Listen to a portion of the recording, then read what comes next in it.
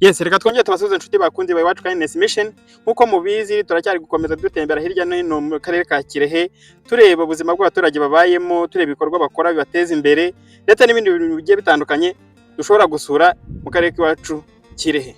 Hanyuma nkuko mubizi hari umuntu yigeze kudusaba atubwira ngo tuzamutembereze ku kiyaga ngo Gihangano.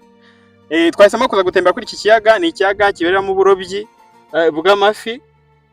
Kandi mu by'ukuri kifashishwa n'abantu baturi hafi ahangaha mu burobyi bikabafasha mu kwiteza imbere. Iki ni ikiyaga rero cya Mwoga, ni ikiyaga kifashishwa mu gutanga umusaruro w'amafi. Hanyuma nageze hano navuganye na perezida musaba yenda ko twakorana ikiganiro, ambwira ko atabashije kuboneka bitewe n'uko hari agiye gutabara, ariko ansezeranya ko ndashaka undi munsi tukaza tukaganira. Ikindi murabona ko hano hari abantu bake, kandi mu by'ukuri haba hari abantu benshi nkuko mubibona hano hari ubwato bafite ba nyirabwo.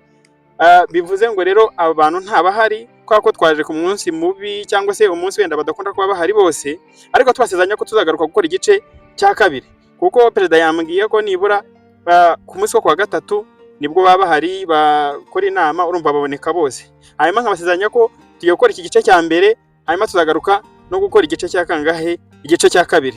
Hanyuma rero nkuko murabizi ko leta y'u Rwanda igerageza gushaka ibikorwa biremezo bishobora gufasha cyangwa se ibikorwa bishobora gufasha abaturage kugenda babaho neza, cyangwa se kabone n'ubwo byaba bisaba ingufu nyinshi cyane, ariko icyangombwa nuko abaturage batera imbere.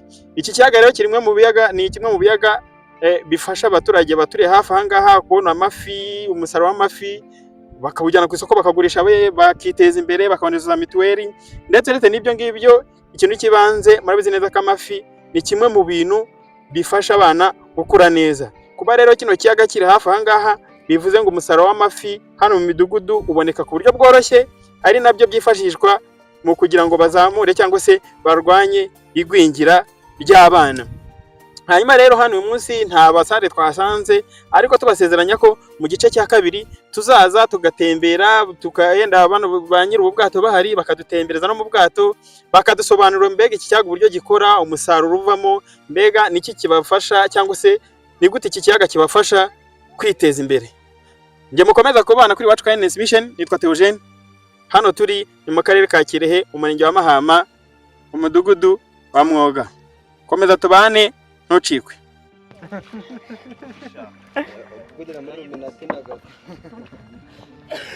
Hako nta muntu wajya mu bwato akabushoka.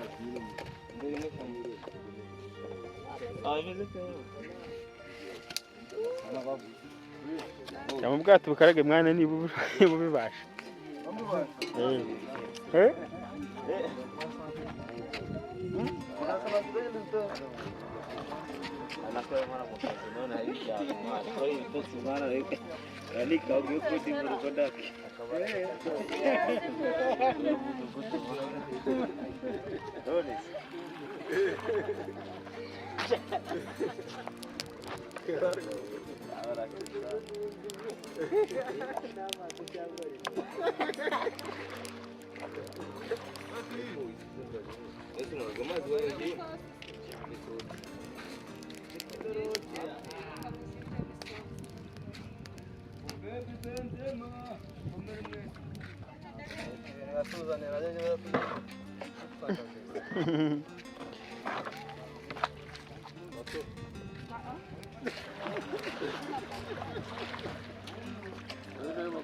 Nungu hibane.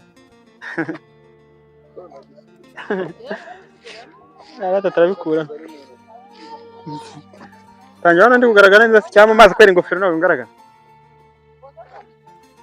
Tuzagarugara. Yabugaruka. Azebugaru. Ataye kwesha turaza kubikata tubikuremo.